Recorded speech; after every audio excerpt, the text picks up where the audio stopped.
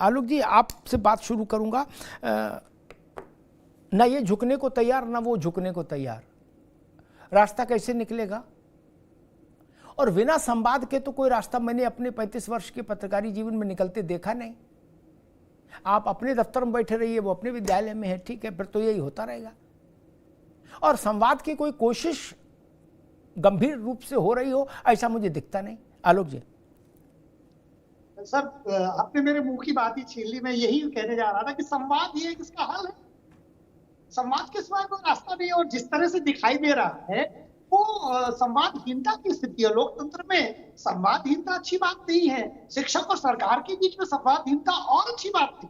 लेकिन प्रश्न ये है कि मैं इस टॉपिक में जितना मैं संकोच किया, मतलब मुझे तैयारी करनी पड़ी बहुत ज्यादा। मुझे लगा भाई बोलूं क्या, क्योंकि कभी सरकार सही लगती है और कभी शिक्षक सही लगते हैं।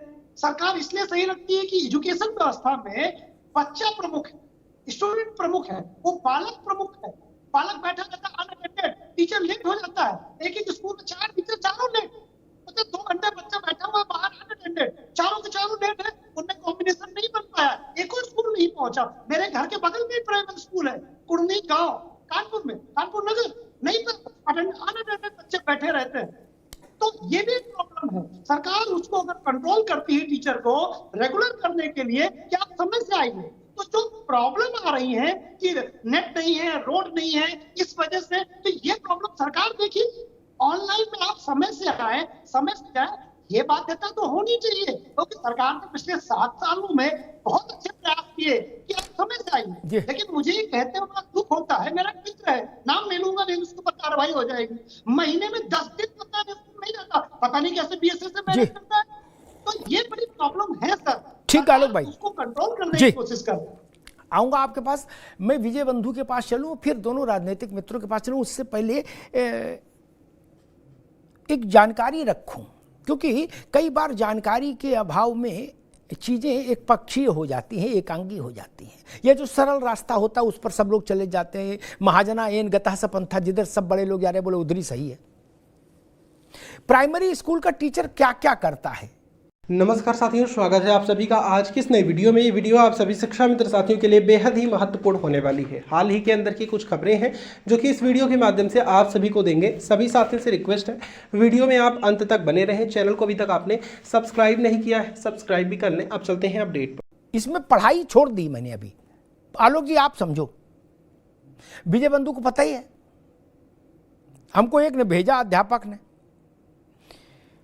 बोले भाई सबका आधार सत्यापित करो, फिर वो ऑनलाइन करो। जिनका आधार न बना हो उनका स्वयं आधार बनवाओ, खाना बनवा कर खिलाओ मिड डे स्कीम में, दूध फल सब्जी लाओ मंडी से, ठीक, पुस्तकें बांटकर ऑनलाइन फीड करो, अभिभावक का आधार फीड करो, बैंक से सीड कराओ, बाल गणना करो, जनगणना करो, निपुण लक्ष्य हासिल करो, बिना सफाई कर्मी के लेटरिन को स्वच्छ रखो, पेयजल की समुचित व्यवस्था करो, बोट बनाओ, घर घर सर्वे करो, मीटिंग में जाओ, ट्रेनिंग करो, चुनाव के पहचान पत्र बांटो, चुनाव की पर्ची बांटो, चुनाव भी निपटाओ, काउंटिंग भी कराओ, विद्यालय की मरम्मत कराने की जरूरत हो तो मरम्मत कराओ, एक एक पैसे का हिसाब दो, पोलियो ड्रॉप आ जाए तो वो भी पिलवाओ, बोर्ड परीक्षा में जाओ। ये सारे काम ऑफलाइन करो और फिर ऑनलाइन हाजिरी लगाओ। बोलो सियावर रामचंद्र की जय। तब ये टीचर के काम है, ये टीचर के काम है। सफाई कर्मी नहीं, लेटरिन स्वच्छ साफ क्यों नहीं है? बीएसएस साहब आए, झांका, बोले सस्पेंड करो 5 टीचरों को। बोले टट्टी साहब क्यों नहीं है? इसलिए भर्ती किया था टीचर को। बाल गणना, जनगणना, बुढ़े की गणना, जवान की गणना सब अध्यापक ही करेगा। कल को उसको गाय, बकरी और भेड़ की जनगणना में, अरे गणना में लगा दोगे? ये चाहते हैं क्या कि भाई मास्टर है, बोले इसको कहो कि ऑनलाइन हाजिरी लगाने के बाद सारी बकरियों की गणना करे और ऑनलाइन फीड करे? ये चाहते हो क्या? और एक सवाल, तराजू ठीक रखिए। राघवेंद्र जी के पास आऊंगा तो पूछूंगा, अभी यहां फ्लोर पर रख देता हूं सवाल।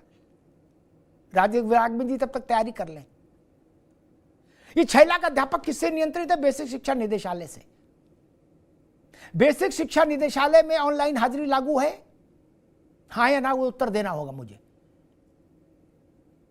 वहां से चलो डायरेक्टर, ज्वाइंट डायरेक्टर का ऑफिस से होते होते जिला के बेसिक शिक्षा का ऑफिस और फिर खंड शिक्षा अधिकारियों के ऑफिस, निचली इकाई, उनके सबके ऑनलाइन लग रही है।